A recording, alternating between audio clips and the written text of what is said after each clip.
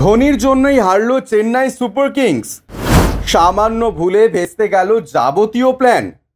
আরও একটি match হারলো Chennai super Kings. চলতি আইপিএল টুর্নামেন্টে ঋতুরাজ গায়কোয়াড়ের দল শুরুটা বেশ ভালোই করেছিল, কিন্তু টুর্নামেন্ট যত সামনের দিকে এগোচ্ছে ততই যেন এই দলটা খেই হারিয়ে ফেলছে।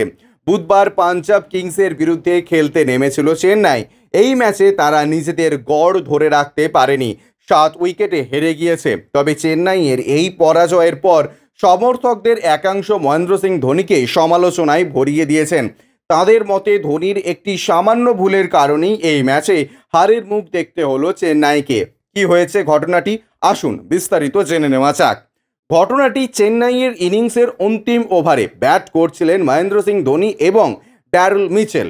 এম.এ. চিদম্বরম স্টেডিয়ামে আয়োজিত এই ম্যাচে চেন্নাইকে 20 ওভারে বল করতে আসেন পাঞ্জাবের অর্শদীপ সিং।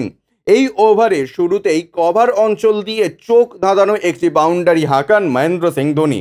এরপর পাঞ্জাবের লেফট আর্ম পেসারের পরবর্তী দুটো বল স্লোয়ার ডেলিভারি করেন। এরপর অন্তিম ওভারে তৃতীয় বৈধ ডেলিভারিটা ধোনি কিন্তু ডিপ কভার অঞ্চলে পাঠান, কিন্তু তিনি সিঙ্গেল নিতে চাননি, স্ট্রাইক দিতে চাননি ড্যারেল মিচেলকে। যদিও ধোনি শেষ ওভারের পঞ্চম ডেলিভারিতে কভার অঞ্চলের ওপর দিয়ে একটি বিশাল ছক্কা হাঁকান, আর তার সঙ্গেই চেন্নাই 160 রানের চৌকাঠ স্পর্শ করে। এরপর শেষ ওভারের ডেলিভারিতে তিনি রান আউট হয়ে যান। প্রসঙ্গত 2024 আইপিএলের মরশুমে এই প্রথমবার আউট হলেন মহেন্দ্র সিং ধোনি। এই ম্যাচে ধোনি 11 বলে 14 রান করেন। ম্যাচ হারার পর যথেষ্ট সমালোচনার মুখে পড়তে হয়েছে।